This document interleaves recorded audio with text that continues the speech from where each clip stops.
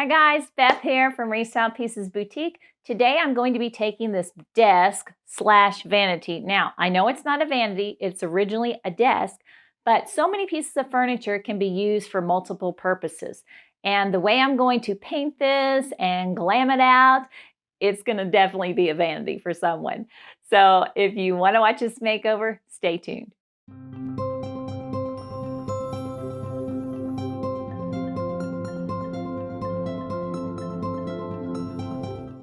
So I'm going to get right to it and start getting rid of these nasty spider webs. Oh God, they're so gross. So I'm just going to vacuum that out and vacuum the drawers out, vacuum the whole piece out because there was a lot of those little cobwebs and spider webs. I'm also vacuuming out the chair that goes with this set, and I'm cleaning it with my Pure Power by Farmhouse Paint. It's a cleaner, degreaser, gets rid of all those things. I'm also needing to repair, while I have it upside down or on its back, I'm going to repair these feet. They were a little loose, so I'm just putting some wood glue on those and screwing them back in, and then I'm going to use my staple gun to go in from the other side and reinforce these legs. I'm also going to go in from the bottom and kind of reinforce the sides of the piece. I just felt like it was a tiny bit loose, so I'm using that brad nailer to shore things up.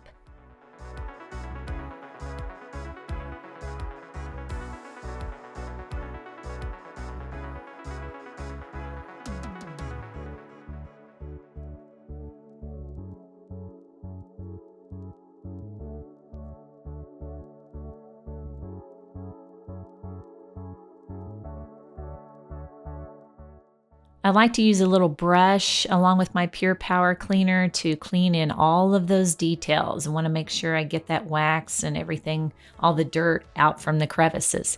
And here I had the weirdest, I've never seen hardware like this. See how they have those little spacers and they go into the drawer. There's no holes on the back side of the drawer front.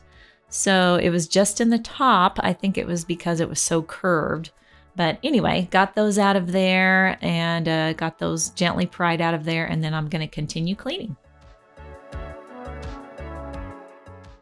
After it's all clean and dry, then I take my Surf Prep 3x5 electric ray sander and I'm just scuff sanding the surfaces, getting out some of the scratches and making sure that my surface is not shiny and slick so that my paint will stick to the surface.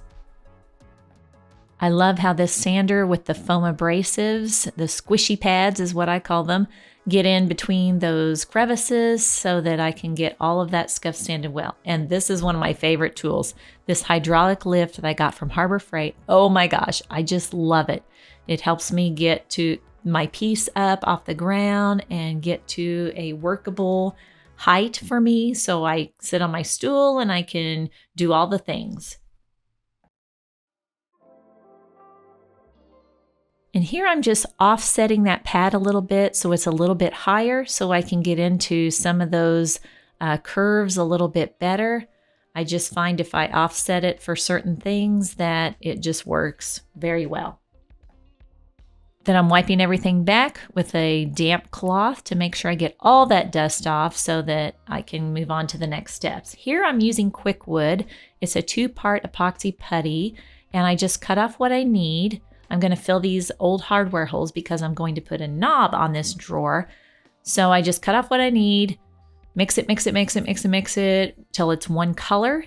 And then I'm going to, like when you were in art class and you took your clay and you made little worms with them, that's what I'm going to do. So my little worm's going to go in that hole. I'm going to just pinch and press those in, holding my finger underneath because I don't want to go through on the other side.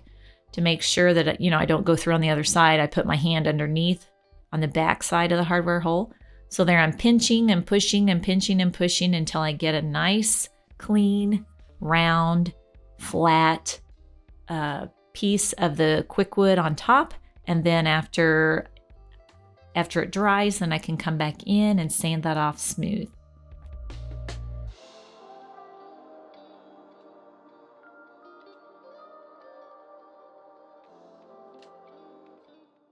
I've used a lot of different techniques to fill hardware holes, and for me, this works the best. I've used wooden dowels that you cut off, and I've used Bondo, just Bondo. That's a little bit too gooey.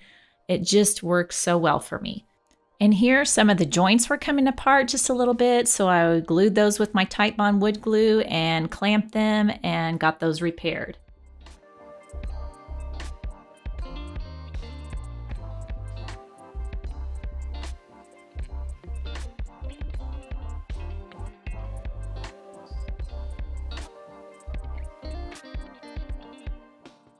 A lot of damage on this top, a lot of scratches and worn off finish. So I'm just taking my 120 sanding disc and my Festool orbital sander, and I'm sanding that off to bare wood and making a nice smooth surface for my paint.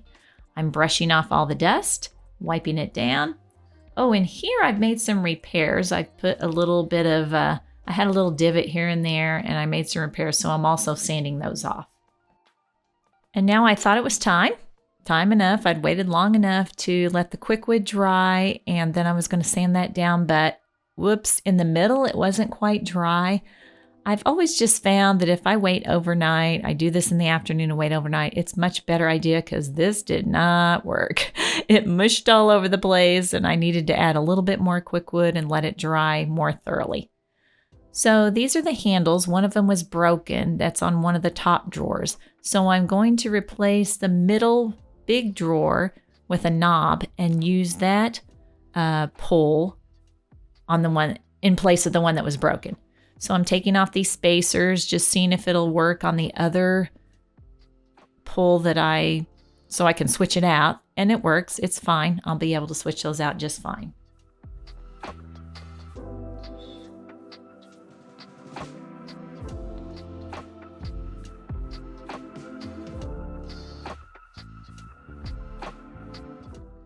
So here I'm using Scotch Blue painter's tape with plastic attached to it to wrap my drawers. The drawers are flush with the frame of the piece, so I'm going to spray with those drawers in, and I just like to be thorough. I want to wrap those drawers well.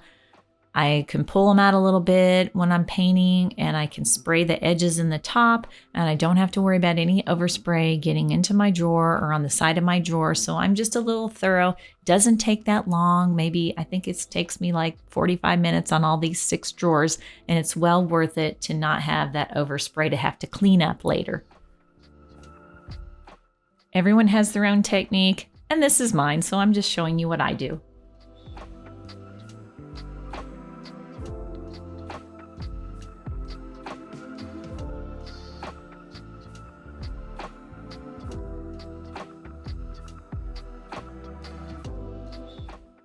In curved drawers are a little more challenging than the straight drawers. So I'm going to get all those 1, 2, 3, 4, 5, 6, 7 drawers all taped up, and then I'll move on.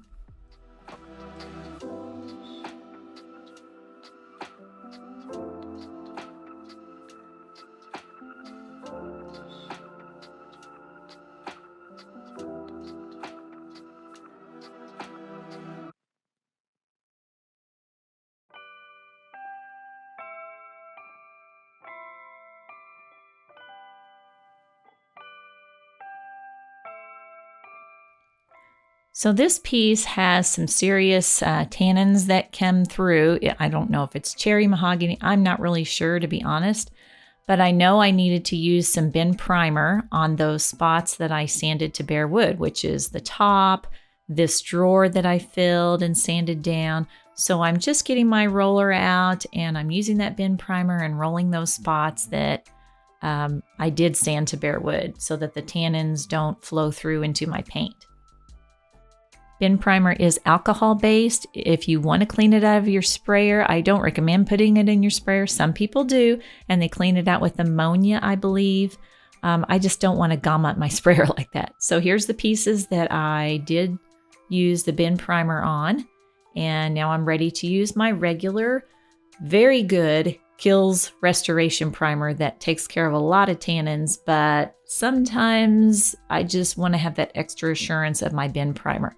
So this, like I said, is Kills Restoration. It does take care of a lot of bleed through. It is a very good primer, one of my favorites. So I'm just spraying this piece and making sure that I have a good underlaying surface to put my paint on my piece.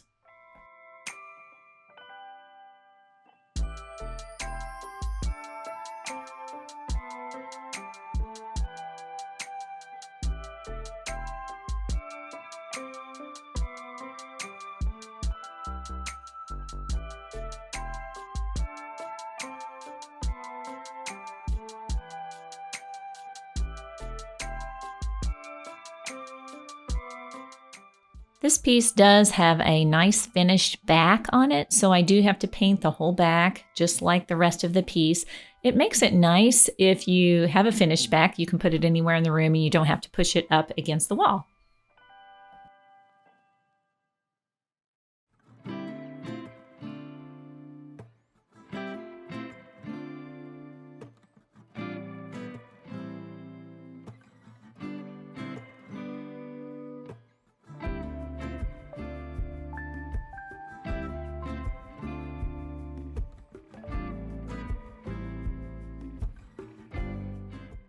So you can see I'm spraying over the top that I used the bin primer on.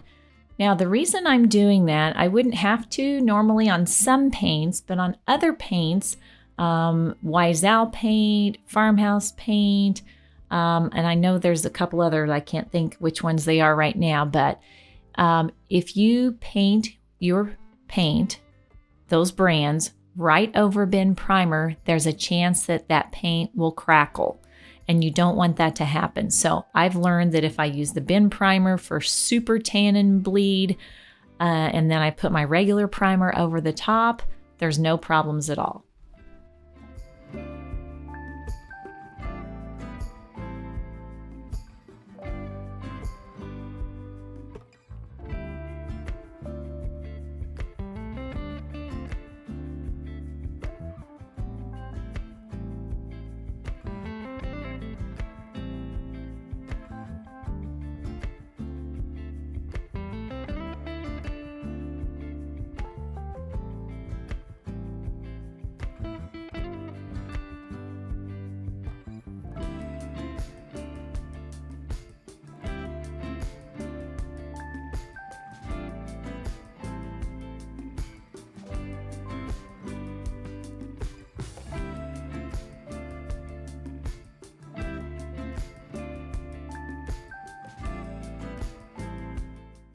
All primed and ready to go, right? Not so fast. Whenever you prime, especially in a light color, you'll notice all these little dings and dents that you didn't see before.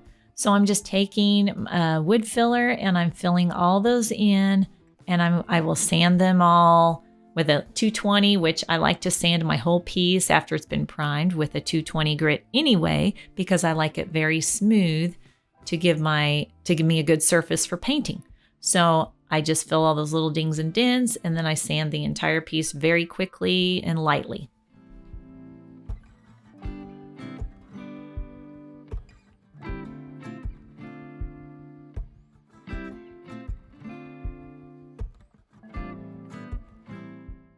So my piece is all sanded, and I'm using my Evolution paint in Graja Blue or Graja Blue. I'm not sure how that's pronounced, but it's a beautiful color. It is a light blue color with some gray undertones. It's kind of a chameleon color. Sometimes you look at it and think it's more gray. Sometimes you think it's more blue. Most of the time I think it's more blue, but it's really hard to see on this light gray primer. So we're gonna have a quick version of me painting the paint on.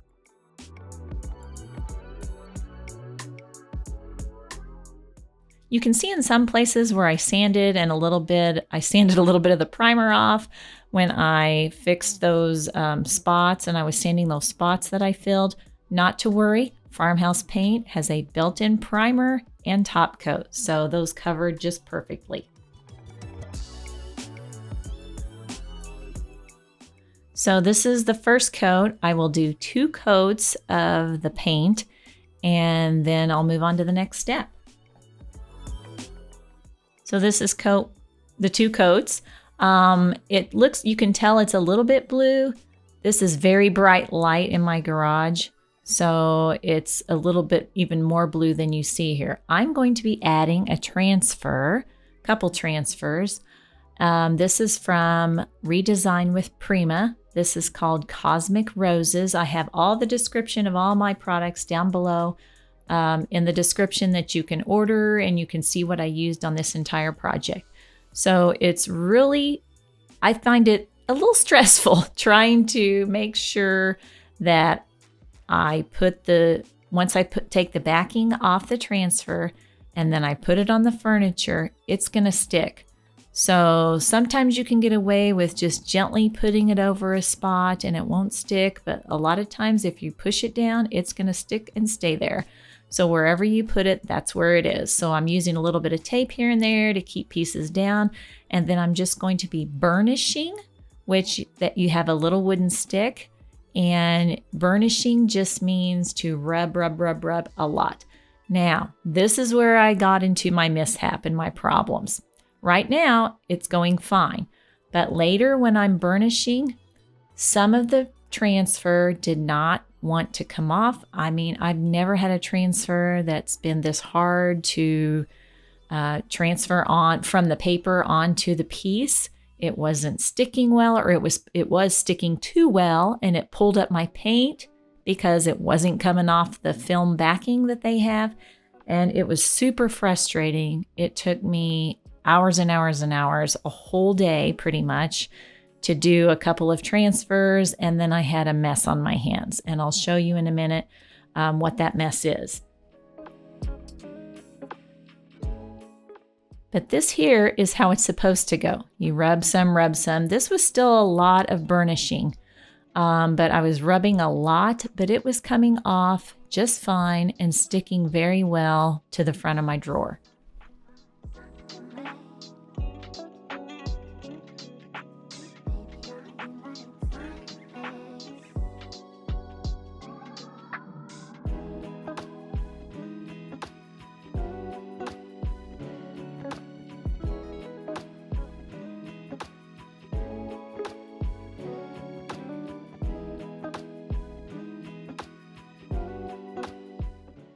Yeah, these are the sections that happened with some of the other parts. It pulled off paint. You can see those brown areas.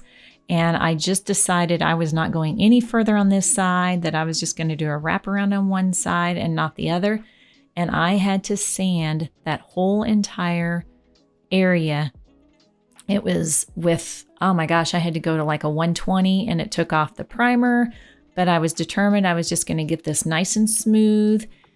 Using my sander and different grits of sandpaper all the way up to 220, and then with this hand sander, and to try to make it a nice smooth surface. I succeeded. It looks terrible, but is nice and smooth. So then I got out my Kills Restoration Primer, and I was just going to paint this one side, repaint it. So I used my primer and a roller, a Purdy roller. It was a nice smooth, it made a nice smooth surface. I haven't used these rollers before, and it was a great roller. So made a nice smooth surface. I let that dry. I wrapped my top, and I covered the sides, and I painted it again. So it's repainted now. It looks great. Everything turned out. I'm using It's the Bomb to condition the wood on the inside of the piece. And I also use it on my drawer sides. And so it is a wood polisher, conditioner, and it just puts moisture. Now, I'm going to have to make a repair here. And you can see there's a little piece where some of the leaves were pulled up. So this was very intricate. I tried to find the same color leaf, and I used some Mod Podge, just a little bit, put it in that area to make sure it would adhere to my surface. I took off the backing from that little piece of leaf. I placed it over that leaf in the right position, and then I rub and rub and rub, which burnishing. I was burnishing with my burnishing tool to get that to stick.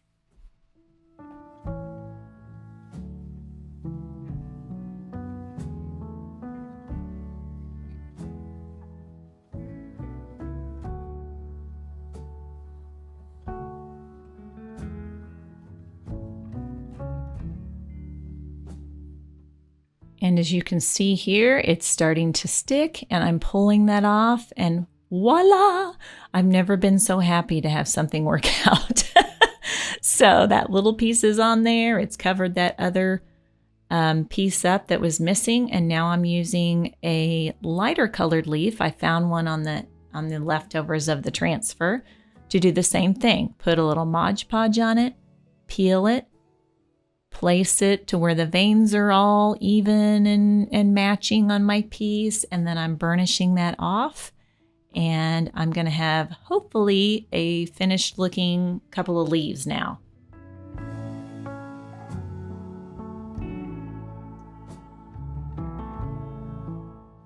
As I said, the problems with this transfer, I have never had any problems. I've always had great success with Redesign with Prima transfers. There's several things that could happen. Shelf life, it may be an old transfer. It may be the humidity. There's just so many things, and I'm not really sure what it was, but I was grateful to a friend, Joe from Click to Restore, helped me figure out a solution, and it looks great.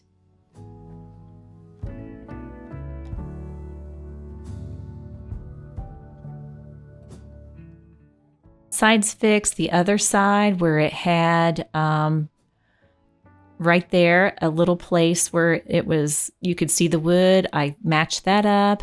Now I'm going to paint some details. So this is Rust-Oleum Metallic Gold, and I'm using it to paint some details on my feet and some lines on the drawers, and eventually the rim around the top of the piece. So this takes a lot of concentration, and I use my little pinky to help me keep in line and to steady myself. And I just spray that spray paint on a piece of cardboard. I keep doing that and going around those pieces. I do around the edges first, pressing down, keeping my paintbrush pressed down, and my pinky is working for me as well. And then I just fill it in. 7 more feet to go after this one. So if you want to see the upholstery on the chair, I'm putting a link up here at the top in the box. You can look at that.